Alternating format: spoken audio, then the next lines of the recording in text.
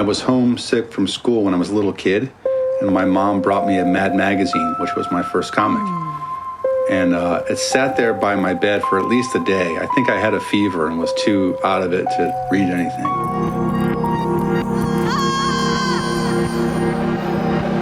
But when my fever broke, my mom read me Snappy Answers to Stupid Questions by Al Jaffe, and I laughed for the first time in days.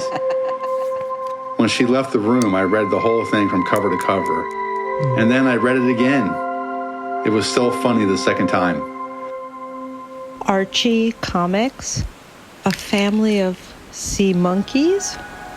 Intriguing. I was playing soccer, and I landed on my head. The next few weeks were pretty rough. Loud noises were just so loud. But at night I read Crawl Space, a book about kids who explore another world hidden in the washing machine. The book was more than a distraction. It became a focal point for me when I really needed it.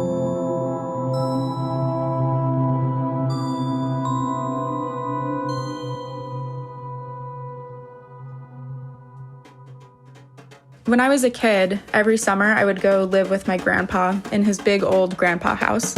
And he had what I now consider to be the quintessential grandpa library, which was a shelf full of National Geographics, a shelf full of old Playboys, and a shelf full of Far Side galleries.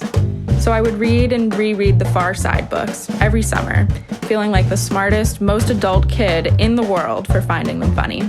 Surely, the other kids couldn't possibly grasp the nuances. When I was 11 years old, I discovered Il Gioco by Milo Manara. I discovered it at my mother's library, and it was like discovering porn for the first time. I guess it was my awakened sexuality. Every time my mom left the house, I would take that book. It was a total adventure for me, and I still remember very well the scenes. I guess I read it too much. Julie Doucet, dirty plot. Even though she doesn't have a very good life and doesn't have very nice boyfriends, still kind of had a crush on her.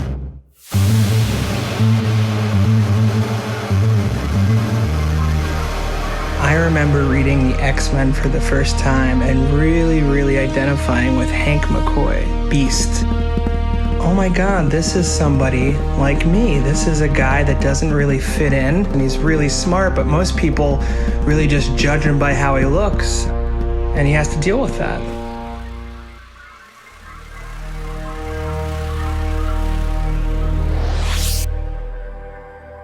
There was a comic book shop down the street from my dad's house, and my mom took me there to kill time before drop-offs. I was too intimidated by the men who worked there to shop the racks, so I would just grab cards from the counter. Over time, I amassed this huge collection of comic book cards, and these were like headshots, and I was the director. I would create these stories like heroes' journeys, domestic dramas, whole family trees where Marvel, DC, Image all existed together in one giant fantasy world, and I pulled all the strings.